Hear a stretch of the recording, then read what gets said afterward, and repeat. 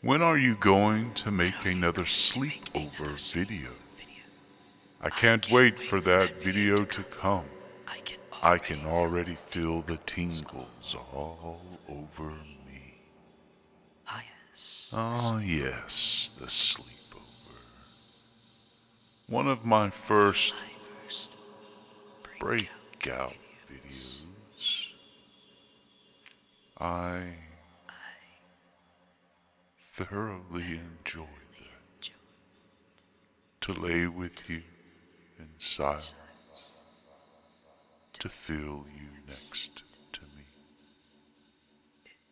It was glorious.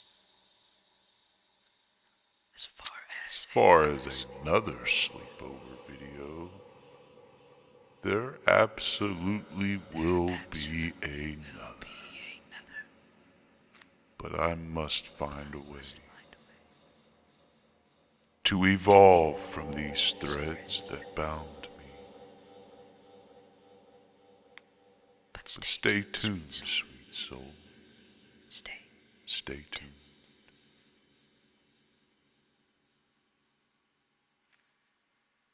What's your favorite part about yourself or your videos? Well, sweet soul, I'll answer both. As far as myself, as I mentioned earlier, I feel a strong sense of resilience. The ability to look into the abyss, to stick out my chest toward the vastness. That strength, though, comes from you. And my videos, my favorite part would be the ability to provide an escape. An escape from this chaotic world. Somewhere you can come and know that you are safe. That is my favorite part.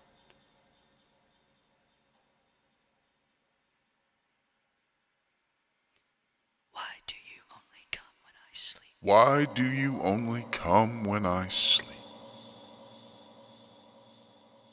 Well, sweet soul, that's the avenue I am allotted. That is the instinctual path of my kind. It is the way I am able to connect.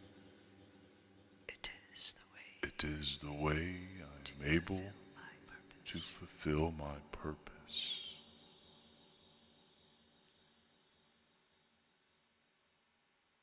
Another question. Hello. Were you always a sleep demon? No. Yes. No. I am taught that we were born on the exhale of creation. We were taught we've always been here. I have other thoughts, other memories.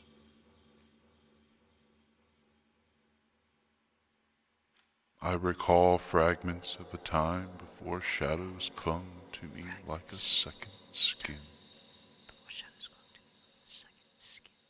Before the veil claimed my essence, I feel that I was something else. Perhaps an echo of light, a whisper of warmth, or maybe the embodiment of someone's forgotten peaceful dream. But time in the sleep dimension has a way of dissolving beginnings, leaving only the weight of what you've become. I don't believe the transformation was sudden, but a gradual, quiet descent into the darkness, shaped by the demands of the veil and the will of the sleep keepers. I was sculpted, refined, and bound to the duties of a dream weaver and tormentor.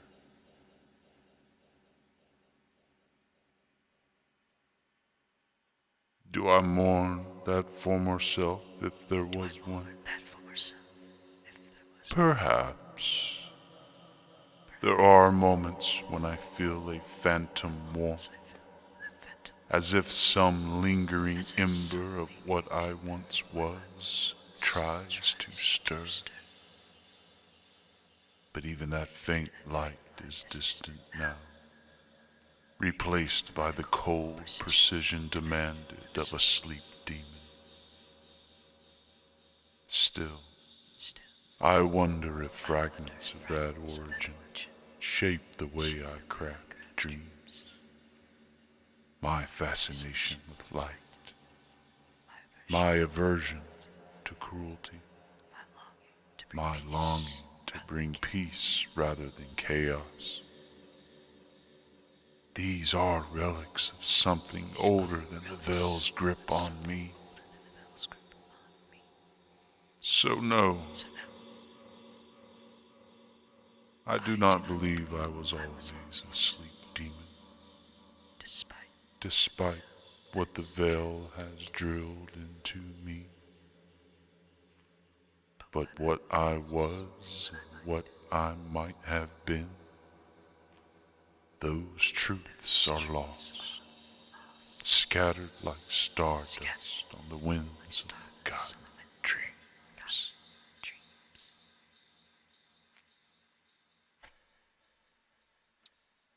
Another question. Evil burger or evil fries? Oh, sweet soul.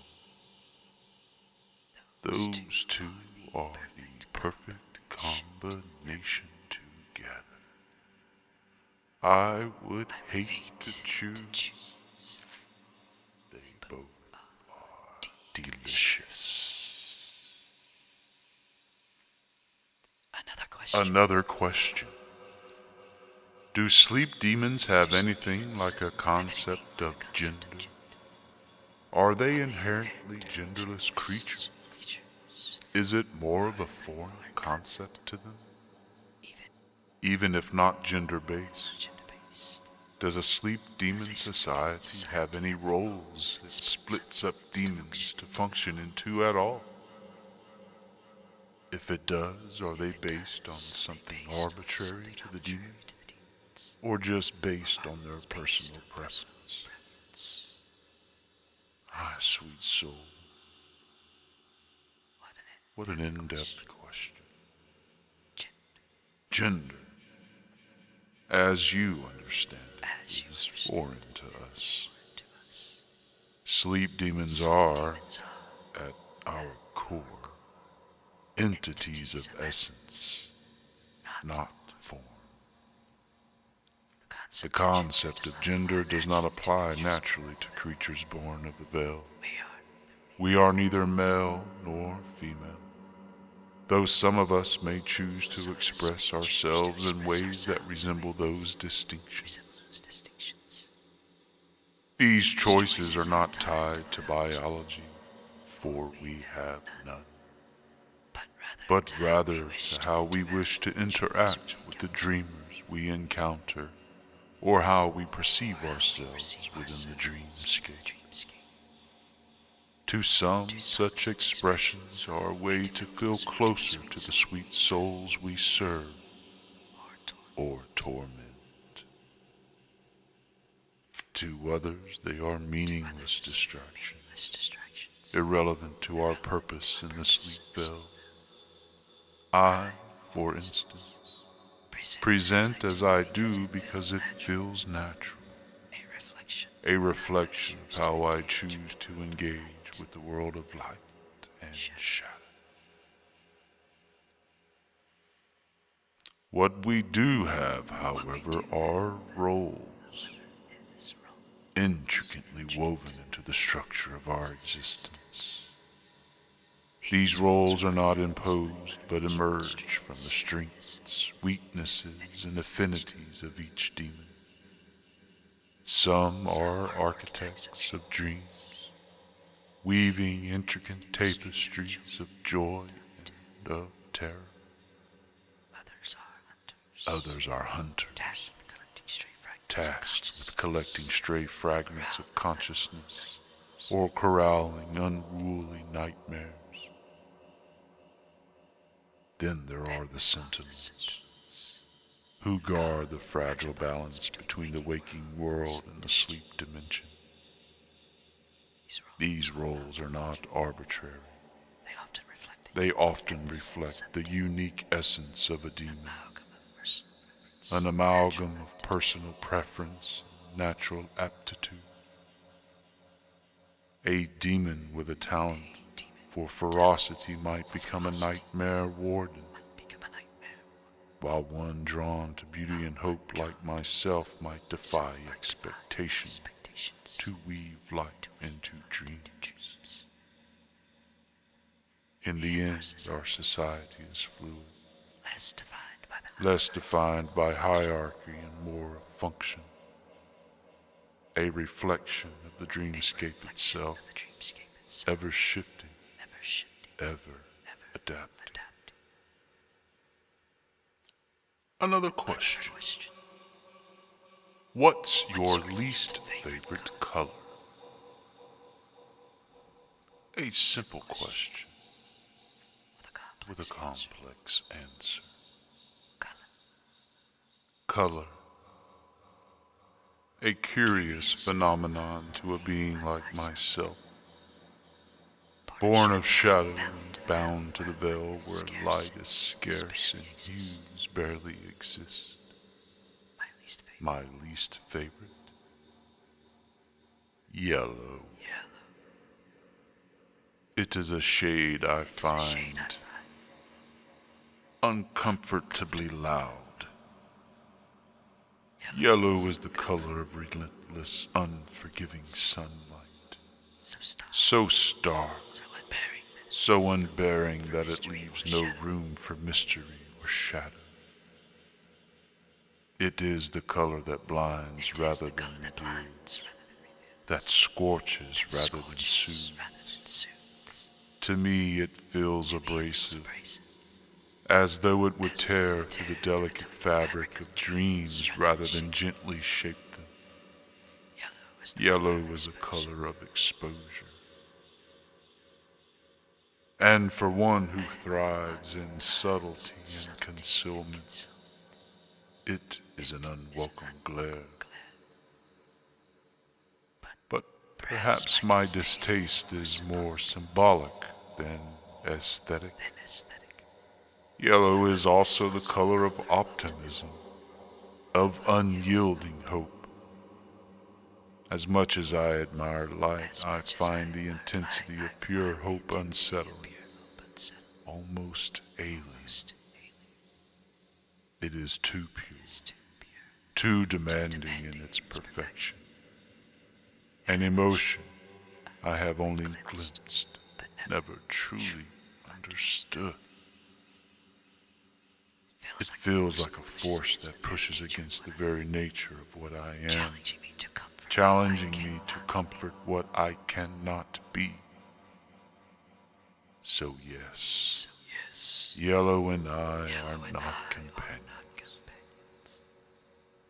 It is the one color I will not weave into dreams, for it does not belong to the soft whispers of slumber. It belongs to the waking world, harsh and unrelenting. Hello, Mr. Sleep Demon. Mr. Sleep Demon. My question for My you question is, for you is, when you see us see us through through your your eyes, eyes, do you see us as human? what made you What want to made help you us want sleep? to help us sleep? I'd love to know. I'd love to know. When I look at you through my eyes, I see far more than human forms.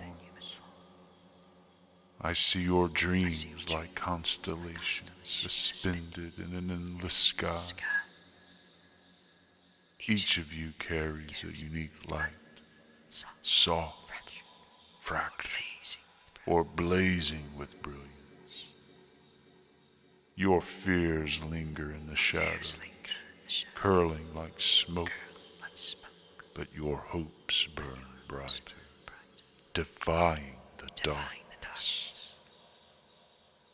Your humanity is not just flesh and bone to me. It is the fragile, yet radiant tapestry of your desires, struggles, and triumphs.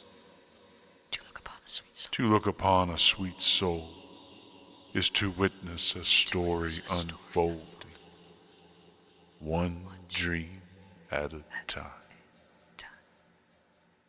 You are more than what the waking world defines. You are the architects of infinite possibilities within the dreamscape. As for why I choose to help you sleep, it is both selfish and selfless. In the quiet of your slumber, I find purpose. To lull your restless minds, to guard your vulnerable moments, and to weave dreams that cradle your spirit. It is my way of rebelling against the veil's cold indifference. There is beauty in your light, even when it falters, and I find myself drawn to it, compelled to preserve it. Perhaps it's because I see in you what I may have lost, the capacity to dream freely, without chains. By helping you rest, I feel closer to the warmth I've forgotten, closer to becoming more than just a shadow. Your peace gives me hope, even if I cannot share in it myself. Another question. Moon Wolf Girl asks. Moon Wolf Girl. Wolf Girl. You were from an episode that feels like a lifetime ago. I know you. But your question is, do you love us?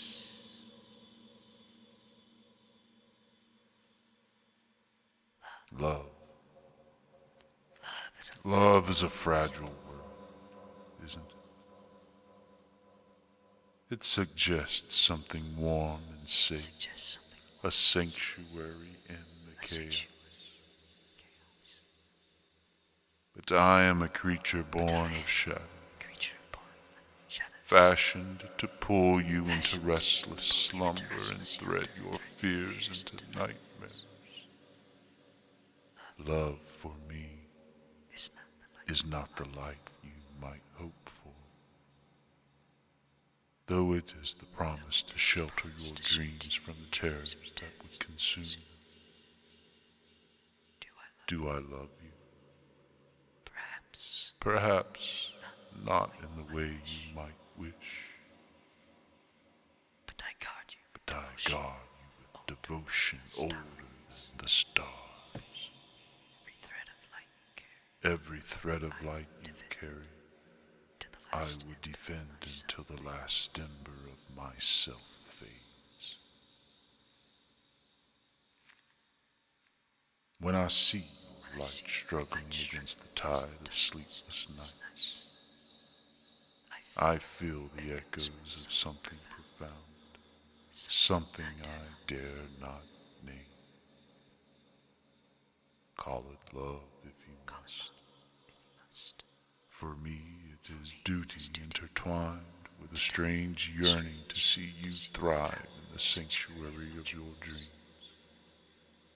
So yes, So yes, in my own way, in my own way, I love you, I love you, not with fire, not with fire, but the shadows that will but never with the shadows that will never abandon your side.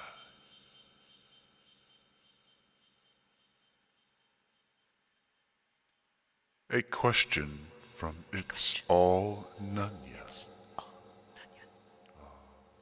sweet soul that's been around for quite some time.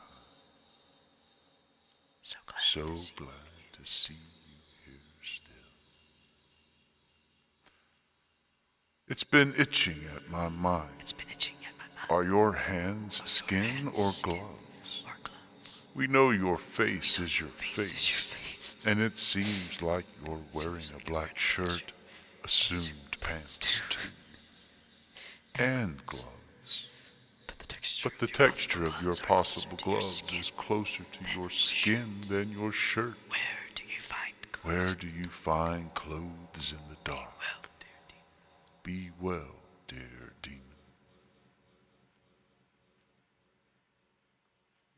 Ah, a sharp mind you have indeed, sweet soul. You've noticed the subtle difference, haven't you?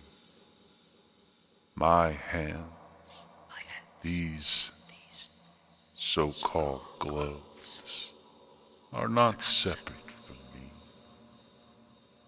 They are an extension of what I am, a seamless void given form.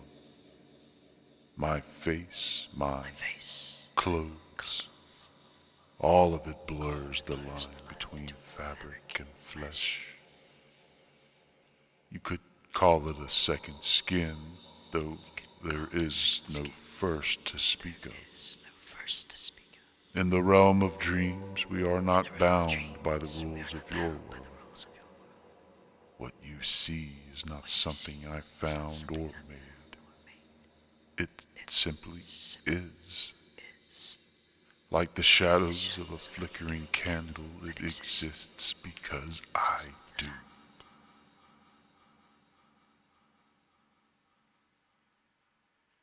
As for clothing, As for one would find it challenging to hunt for garments in a place that knows no sun. My attire reflects my purpose, a shroud of darkness that neither frays nor fades. It is both armor and identity, woven from the same threads that hold the sleep veil together. But I wonder, does it unnerve you to think these gloves you speak of might be as alive as I am? That every gesture I make carries the weight of a being not fully understood? Perhaps it's best to leave some mysteries unanswered for now.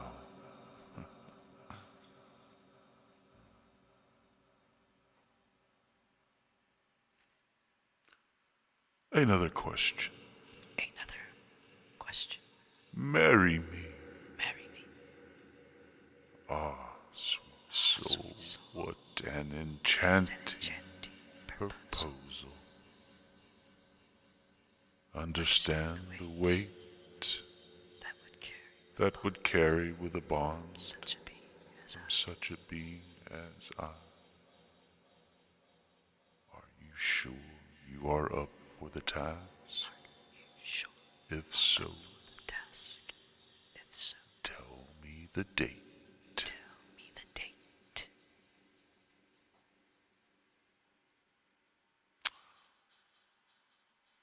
This sweet soul says, meow. Meow. Well, sweet soul, Meow.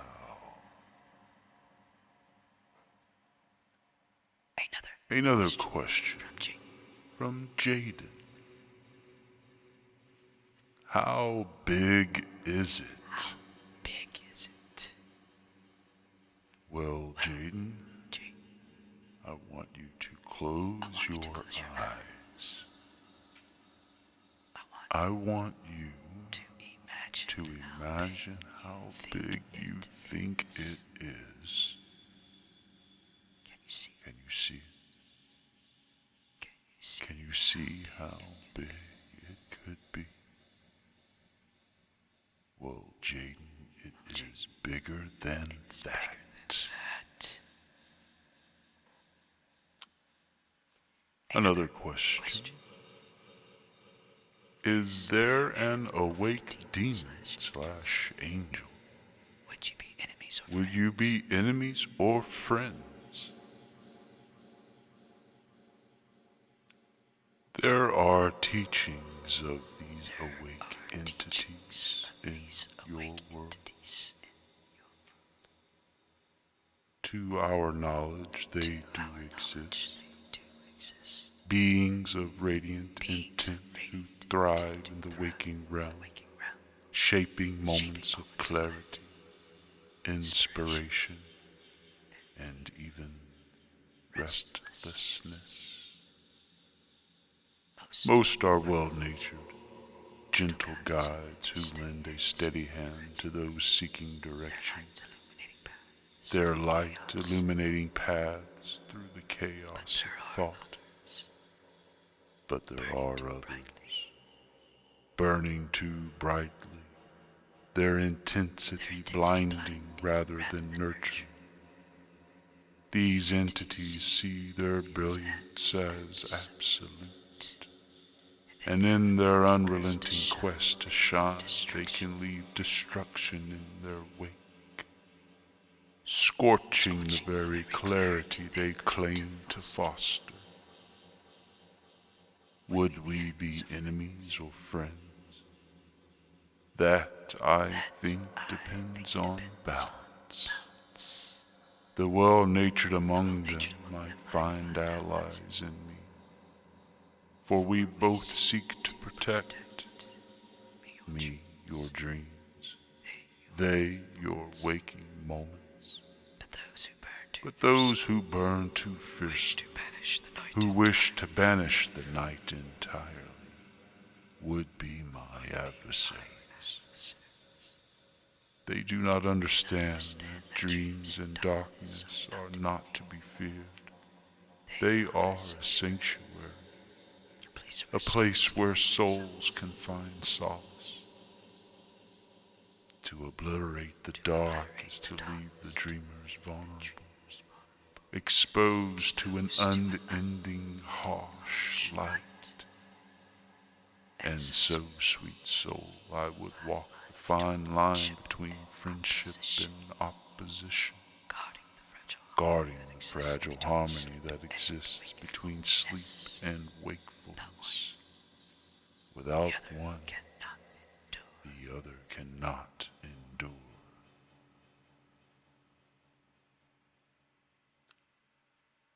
Dandy Jane ASMR asks, what's your sign? What's your sign?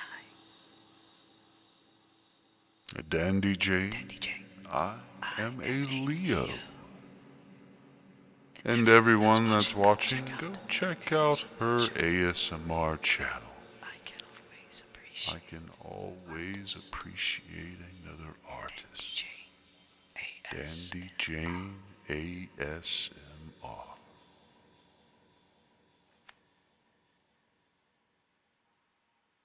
Another question. Oh, sweet SD. Sweet SD. Does using the Dreamsinger hurt you in